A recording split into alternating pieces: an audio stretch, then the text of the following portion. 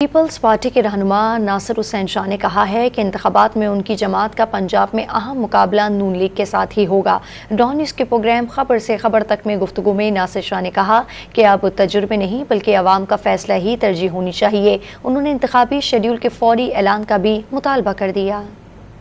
इलाकों में ज़्यादातर तो PMLN से ही होगा और फिर PTI के भी कुछ हल्के हैं और फिर ये जो नई पार्टी बनी है इसमें कई लोग इलेक्टेबल हैं जिनका असर रसूख है, उनसे भी हमारा मुकाबला होगा। लेकिन मेन जो मुकाबला है वो PMLN के साथ ही होगा पंजाब में। वो तजुर्बे हैं जो अब नहीं होने चाहिए। फैसला अवाम को करना चाहिए पाकिस्तान के कि वो जिसको भी वो, इसीलिए पीपल्स पार्टी चाहती है इलेक्शन जल्द से जल्द हों। चले 90 डेज में ना हो सके तो 100 डेज में हो जाए, 120 डेज में हो जाए, और हम चाहते हैं कि इलेक्शन शेड्यूल फौरी अनाउंस किया जाए।